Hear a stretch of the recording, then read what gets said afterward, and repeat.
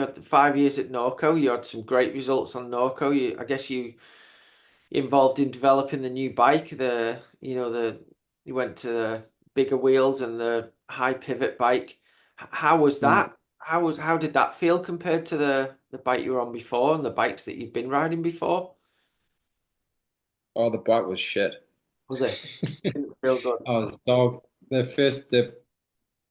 Yeah, I didn't, I should have really like rode it or tried it before.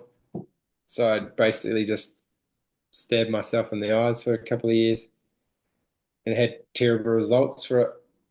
Yeah, I think I got like a one podium, top five, yeah. or maybe a couple of podiums on that bad bike. I mean, And still then, super impressive. Most people, a lot of people don't ever get a World Cup podium, and you've had so many of them. It seems like that's not a good mm, result, but for you and the results that you've had in the past, yeah, it wasn't as good.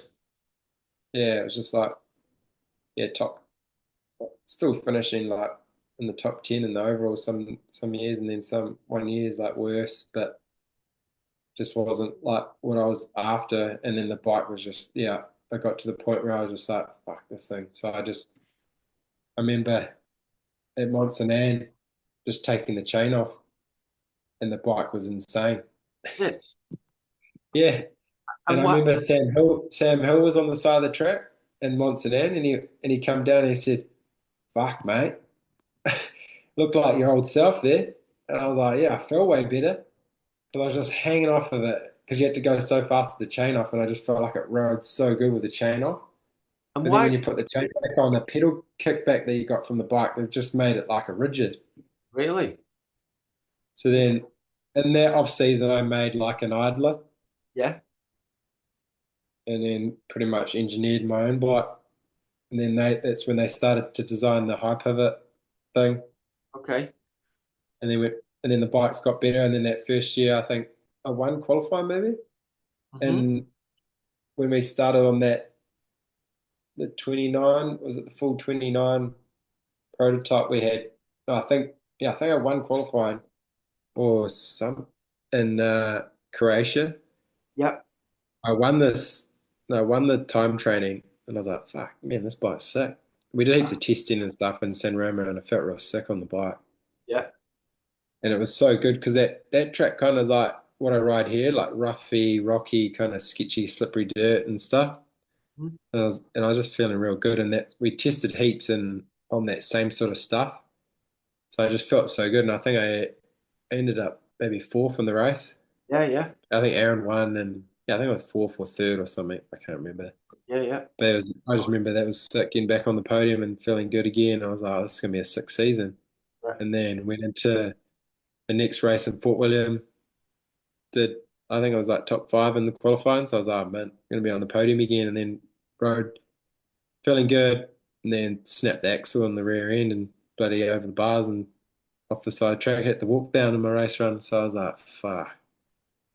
And then I think the rest of the season I kind of struggled. I got a few more top tens and then still finished in the top 10 in the overall. But Yeah. yeah, it was just like a bit of struggle after like doing really well and then kind of going back down to again. And then I think the bike was really good on the small stuff, but then when the track, the link couldn't keep up, it would just blow through all the travel. So that's why I think it was really good in that Croatia track because it was really light and there was not really big hits. So it was just like you needed the bike to be soft and Right. tracking on that little stuff.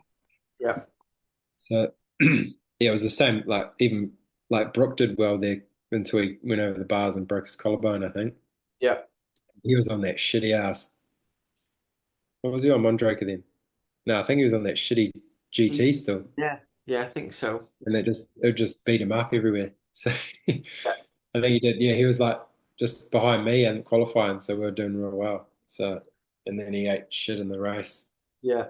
Broke his collarbone. I was like, yeah, when the bike setup isn't good, you can't really push in your race runs. And then I think I just kind of struggled that year with the rest of that kind of setup. And then I think that the year after that, they we were trying to change things again, and we got the bike better again, and then had some good results. And then basically, yeah, just keep developing the bike with them Yeah. most years. And Yeah. got it to a point where like it was cool. Like they were working real hard. I think it was going to be sick working for them. Like I was kind of enjoying the development role like more.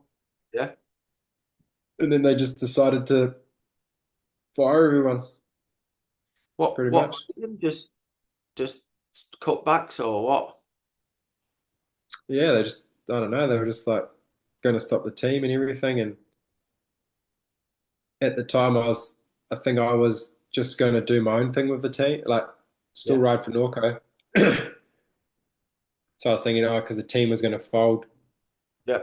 and then I was just going to do my own thing with Norco, and then they were like, oh no, we're changing it. We're still going to keep the team. And I was like, oh, okay, I'm going to leave now because I'm scared you guys are just going to Yeah. fire me in the last any minute. So I left Right. because Okay. I was like, well, I don't want to be halfway through the season, then just cut, Yeah. Yeah. or something stupid like that, and then got no money coming in for my family.